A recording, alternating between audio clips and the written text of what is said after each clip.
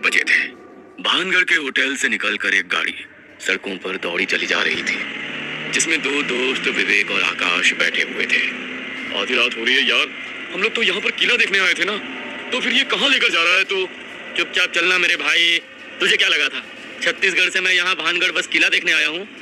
तो और क्या करेगा, बस देखता जा। कुछ ही देर में उनकी गाड़ी एक शमशान घाट के बाहर जाकर रुकी। आकाश गाड़ी से बाहर निकला और उसके साथ हैरान परेशान सा विवेक भी पीछे पीछे चलने लगा। भाई, यह शमशान तो जंगल के बीच में बना हुआ है। आधी रात हो रही है, भूतों के अलावा कोई और नहीं मिलेगा यहाँ। तू करना क्या चाहता है? आकाश बिना विवेक की बात का जवाब दिए शमशान भूमि में दाखिल हुआ। एक तो रात का अंधेरा, ऊपर से आसपास जलती चिताएं और उनके सामने घेरा बनाकर बैठे कुछ अघोर साधु जो ना जाने किस धुन में मगन थे। चल, काम बन गया। तू पागल हो गया है क्या? मैं तेरे साथ नहीं जाऊंगा। देख नहीं रहा उन्हें? पता नहीं क्या तंत्र मंत्र कर रहे हैं, मुझे घबराहट सी हो रही है। आकाश मध्यम सा मुस्कुराया और फिर जाकर चुपचाप उन साधुओं के पास बैठ गया। मई की चिलचिलाती गर्मी में चिताओं के बीच दो पल भी बैठना आकाश को मुश्किल नजर आ रहा था, जबकि बाकी के अघोरी बड़े आराम से आंखें बंद किए एक पैर पर खड़े होकर कुछ मंत्र पढ़ रहे थे। उनके पूरे बदन पर सफेद राख थी, गले में नरमुंड की माला और दाढ़ी से चेहरा लगभग ढका हुआ था। कुछ देर बाद उनमें से एक साधु ने आकाश की ओर देखा और उसे इशारे से वहां आने का कारण पूछा। बाबा, मैं तंत्र का अध्ययन कर रहा हूँ, आप लोगों को नजदीक से देखने आया हूँ। क्या वाकई शमशान साधना जैसा कुछ होता है? आकाश की बात सुनकर वो साधु हल्का सा मुस्कुराया और फिर चिता की लपटों के मध्यम होने पर उन्होंने उसी चिता पर एक बर्तन रख दिया। चिता पर पका भोजन किया है कभी? क्या यहाँ मांस जलने की इतनी दुर्गंध आ रही है? इस चिता पर पकाकर भोजन कौन कर सकता है? देखना चाहते हो? दूसरे साधु ने एक ढोल जैसा कुछ हाथ में लिया और उसे पीटने लगा। तभी पहले अघोरी ने चिता से निकालकर कुछ मांस अपने मुंह में रख लिया। चिता पर पका भोजन ही नहीं, हम तो ये मांस भी खा सकते हैं। ये लो, तुम भी खाओ। अघोरी की बात सुनकर आकाश को अजीब सी घबराहट होने लगी। मांस खाते हुए उस अघोरी की आंखों में एक अजीब सी गहराई देख आकाश अंदर से सहम गया था, लेकिन जानता था यूं बीच से उठकर जाने का मतलब है उन्हें क्रोधित करना। अब ठीक है, अब पक जाने दीजिए, मैं आपके साथ भोजन करके जाऊंगा। कुछ देर में अघोरी साधुओं ने चिता पर रखकर खिचड़ी पका ली थी, जिसमें ना हल्दी थी ना नमक, सिर्फ और सिर्फ इंसानी मांस की दुर्गंध ही भरी हुई थी। एक बड़े से पत्ते पर अघोरी ने आकाश को भोजन परोसा और फिर आकाश उसे खाने लगा। कुछ देर बाद आकाश वापस विवेक के पास आ गया और उल्टी करने लगा। भाई, मेरा तो देखकर ही दिल दहल गया। तो ये सब कैसे खा गया? गाड़ी में बैठ, मैं बताता हूँ। आकाश और विवेक अब गाड़ी में बैठ गए थे। तुझे क्या लगता है मैं वहाँ बस ये खाने गया था? ये अघोरी कोई आम अघोरी नहीं है, भानगढ़ के तांत्रिक सिंघिया के वंशज है ये लोग, और इनको कुछ ऐसी तंत्र सिद्धियां आती है जो बाकी अघोर समाज की समझ से परे हैं। मैं यहाँ उनसे वही जानने आया था, और उस साधना को तभी सीखा जा सकता है जब उनका पकाया भोजन खा लिया जाए। भाई, ये खाना, अघोरी साधना, तो क्या अब तांत्रिक बनने का कोर्स करने वाला है? मैं तो यहाँ एडवेंचर के लिए आया था, मुझे नहीं पता था तू इन चक्करों में पड़ा हुआ है। हाँ चलना, करवाता हूँ तुझे एडवेंचर। हम लोग अब भानगढ़ चल रहे हैं। इतनी रात को कौन एंट्री करने देगा तुझे वहाँ? पता है ना, दिन ढलने के बाद वहाँ जाना मना है। अरे, आम लोगों के लिए जाना मना है, और ये इंडिया है, यहाँ पर जुगाड़ से कुछ भी हो सकता है। किले में एंट्री लेना कौन सी बड़ी बात है? कुछ देर बाद वो दोनों किले के सामने खड़े हुए थे। मेन गेट के बंद होने के बाद भी साइड के एक दरवाजे से उन दोनों ने अंदर एंट्री ले ली। घूप अंधेरा हो रखा है भाई, और यहाँ के बारे में बड़ी डरावनी बातें सुनी है। मेरे तो पाँव कांप रहे हैं। तुझे जो करना था करता भाई, मुझे इन चक्करों में क्यों फंसा लिया अपने साथ? आधी रात को किला घूमने में क्या एडवेंचर? भूत बंगला लग रहा है ये किला इस समय। विवेक की बात सुनकर आकाश ने विवेक के हाथ में टॉर्च पकड़ाई और फिर उसे भानगढ़ की कहानी सुनाने लगा। दुनिया में तांत्रिक तो बहुत हुए हैं, लेकिन सिंघिया अकेला एक ऐसा तांत्रिक था जिसके श्राप से ये पूरा किला तहस नहस हो गया। उसके तंत्र में जरूर कोई ऐसी ताकत थी जो आज तक हिंदुस्तान में फिर किसी को हासिल नहीं हुई। इसी किले में वो जगह है जहाँ सिंघिया ने काला जादू किया था। मुझे उस जगह को देखना है, और काली शक्तियाँ रात में ही जागृत होती है, इसलिए मैं रात को यहाँ आया हूँ। आखिर हुआ क्या था यहाँ? भानगढ़ की राजकुमारी थी रत्नावती। उसका सौंदर्य ऐसा था कि लोग उसे देवी का रूप मानते थे, लेकिन उसी किले की छाया में एक इंसान और था जिसका नाम था तांत्रिक सिंघिया। वो कोई साधारण इंसान नहीं था, काले जादू में महारत हासिल थी उसे। अपने काले जादू पर गुमान करने वाला वो तांत्रिक रानी रत्नावती से एक तरफा प्रेम करता था। जब प्रत्यक्ष रूप से रानी ने उसका प्रेम अस्वीकार कर दिया तो उसको पाने के लिए उसने एक जाल बिछाया। एक रात जब पूरा भानगढ़ सो रहा था, सिंधिया किले के पीछे शमशान में पहुंचा। वहां जाकर उसने जमीन पर काले जादू का सामान बिछाया और तंत्र विधि शुरू कर दी। हवा अचानक ठंडी हो गई, कुत्ते दूर से रोने लगे और आसमान में जोर से बिजली कड़कने लगी। उसने जमीन पर एक बड़ा सा काला घेरा बनाया। मानव खोपड़ी पर शमशान की राख और खून चढ़ाकर वो बुदबुदाया, हे अंधकार की शक्तियों, मेरी इच्छा पूरी करो। उसने एक शीशी निकाली जिसमें रत्नावती का इत्र था। जैसे ही उसने मंत्र पढ़ना शुरू किया, चारों तरफ की हवा भारी हो गई, पेड़ों की शाखाएं अपने आप हिलने लगी और फिर उसकी आवाज बदलने लगी, जैसे कई आवाजें एक साथ बोल रही हो। वो मेरी नहीं होगी, सिर्फ मेरी। उसे मेरे माना नहीं होगा। ऐसा वातावरण कराने वाली पर कि वो बस मेरे नाम माला माला जपेगी। अचानक उसके सामने अंधेरे से कुछ आकृतियां उभरने लगी। वो आकृतियां मानव जैसी थी, लेकिन उससे कहीं ज्यादा डरावनी और शैतानी थी। उनकी आंखें लाल और शरीर धुएं का बना था। इस इत्र को ऐसा बना दो कि जैसे ही वो इसे छुए, उसकी आत्मा मेरे वश में आ जाए। उन आकृतियों ने एक साथ हंसना शुरू किया। तभी एक आकृति उसके बिल्कुल पास आई, इतनी पास कि उसकी ठंडी सांस सिंघिया के चेहरे को छू गई। उसने फुसफुसाकर कहा, हर जादू की कीमत होती है, क्या है तेरे पास सौदे के लिए? साई की बात सुनकर सिंघिया मुस्कुराया। उसकी आवाज से उसके इरादे स्पष्ट थे।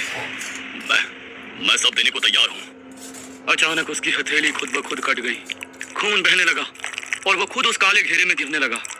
अपने दर्द को वो भूलकर मंत्र पढ़ता रहा और देखते ही देखते काला धुआं आकर इत्र की शीशी में समा गया। अगले दिन तांत्रिक ने इत्र की शीशी उसकी दासी के हाथों रत्नावती के कक्ष में पहुंचा दी। जैसे ही रत्नावती ने उस इत्र को हाथ में लिया, उसे अपने कानों में एक डरावनी फुसफुसाहट सुनाई देने लगी। अपने आसपास उसे कुछ काली आकृतियां घूमते हुए नजर आए। उसी पल वो समझ गई कि यह इत्र सामान्य नहीं है। गुस्से में उसने इत्र की शीशी जमीन पर फेंक दी, लेकिन जैसे ही वो टूटी, उसमें से काला धुआं निकला और बवंडर बनकर रानी के कक्ष के बाहर निकल गया। वो काला धुआं जाकर तांत्रिक के शरीर में समा गया और उसी पल दूर खड़ा सिंघिया तड़पने लगा। उसकी हड्डियां मुड़ने लगी, आंखें बाहर निकलने लगी और मुंह से खून आने लगा। मरने से पहले उसने आखिरी शब्द कहे, अगर तू मेरी नहीं हो सकती तो ये पूरा भानगढ़ भी कभी किसी का नहीं होगा।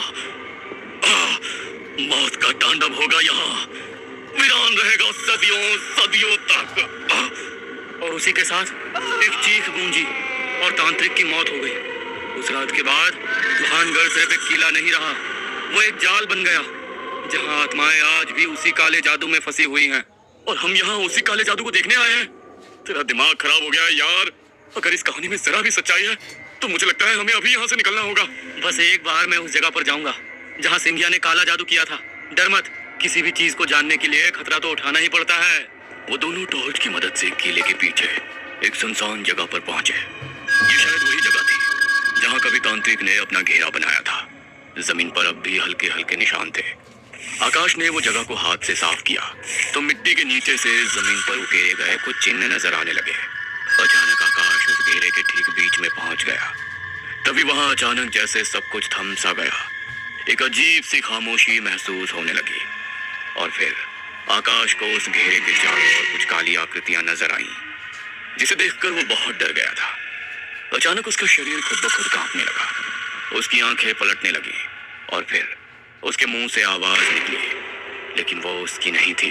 गलती की है तूने। आकाश धीरे धीरे खड़ा हुआ। उसकी चाल बदल चुकी थी। उसकी मुस्कान इंसानी नहीं थी। आकाश, आकाश क्या हुआ तुझे? चल यहाँ से, बस बहुत हो गया। विवेक के जोर से बोलने पर जैसे आकाश होश में लौट आया था। अब होटल चलते हैं यार, बस हो गया।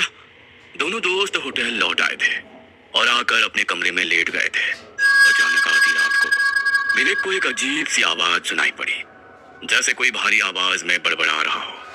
विवेक ने मोबाइल की फ्लैशलाइट जलाई तो देखा आकाश बिस्तर पर नहीं था और आवाज बिस्तर के नीचे से आ रही थी। विवेक ने नीचे देखा तो वहां का नजारा देखकर उसका कलेजा मुंह को आ गया। आकाश की आंखें पूरी काली नजर आ रही थी। उसने अपने हाथों को चाकू से काटकर खून से जमीन पर एक घेरा बना रखा था, जिसके अंदर कुछ अजीब से चिन्ह बने हुए थे, जो हूबहू वैसे ही थे जैसे उन्होंने किले में देखे थे। आकाश, बाहर आ भाई, कर क्या रहा है तू? विवेक के चिल्लाने पर आकाश बेहोश होकर जमीन पर गिर पड़ता है। विवेक उसे उठाकर बिस्तर पर लिटाता है, लेकिन अभी भी घबराहट से उसका दिल जोर से धड़क रहा था। उसने घड़ी की ओर देखा। समय था रात के 2:37। विवेक आंखें बंद करके बिस्तर पर लेट गया था। तभी अचानक कमरे के बाथरूम का दरवाजा अपने आप बजने लगा।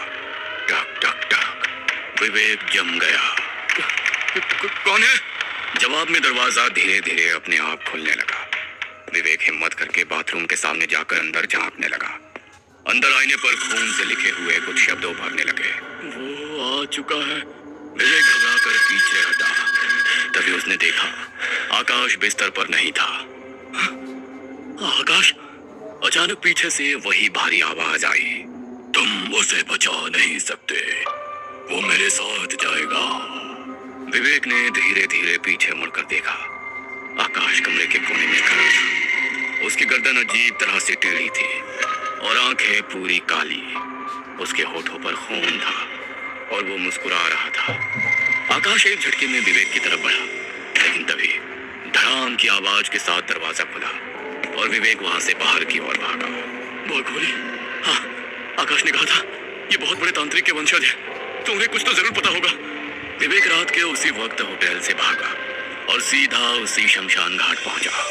वहां वही अघोरी साधु बैठे थे, जैसे वो पहले से जानते हो कि वो आएगा। विवेक रोते हुए उनके पैरों में गिर गया। बाबा, बाबा मेरे दोस्त को बचा लीजिए। वो इंसान नहीं रहा, कुछ हो गया है उसे। वो किले की आत्मा उसे अपने कब्जे में करना चाहती है। एक अघोरी ने आंखें खोली और बहुत शांत आवाज में कहा, जानता हूँ यही होने वाला था, इसलिए उसे वो भोजन करने को कहा था। मतलब? मैं समझा नहीं। उसने बताया था वो किले में जाना चाहता है, इसलिए हमने उसे वो खिलाया। हम जानते थे वो उसकी रक्षा करेगा। शमशान का भोजन इस साधना का मुख्य हिस्सा था, लेकिन उसने उसे उल्टी कर दिया। जब उसने वो भोजन बाहर निकाला, उसी वक्त खतरा पक्का हो गया था और फिर तुम दोनों उसी हालत में भानगढ़ किले में चले गए। अब वो तुम्हारे पीछे है। बाबा, अब क्या होगा? अगर सुबह होने से पहले ये धागा उसके हाथ में बांधकर उसे वापस यहाँ ले आए तो ठीक, नहीं तो फिर वो शरीर उसका हो जाएगा हमेशा के लिए। विवेक जैसे ही वापस होटल पहुंचा, कमरा खाली था। आकाश गायब था। सिर्फ दीवार पर खून से एक निशान बना था। वही काला घेरा, वही डरावनी आकृतियां, और उसके बीच में लिखा था, किसी एक को तो जाना होगा, या तो ये या तुम। विवेक ने नजर ऊपर उठाई। ऊपर दीवार पर आकाश किसी छिपकली की तरह चिपका हुआ था। विवेक के हाथ अचानक रुक गए। उसने अघोरी का दिया धागा अपनी कलाई पर बांधा और होटल से बाहर निकल गया। मुझे माफ करना दोस्त, मैं जीना चाहता हूँ। तुझे बचाने जाऊंगा तो वो आत्मा मेरे पीछे आएगी। तेरा चैप्टर यही खत्म होता है। विवेक गाड़ी से अभी कुछ दूर ही पहुंचा था कि उसे गाड़ी के शीशे पर लिखा नजर आता है, अब तेरी बारी। अचानक गाड़ी का स्टीयरिंग आउट ऑफ कंट्रोल हो जाता है और विवेक की गाड़ी सीधा खाई से नीचे गिर पड़ती है। कहते हैं भूत प्रेत आत्माएं काला जादू, इनकी अपनी सीमाएं और दायरे हैं। जब जब इंसान अपनी उत्सुकता में उस दायरे को पार कर लेता है तो फिर मृत्यु निश्चित है, फिर चाहे सामने महातांत्रिक सिंघिया हो या आकाश।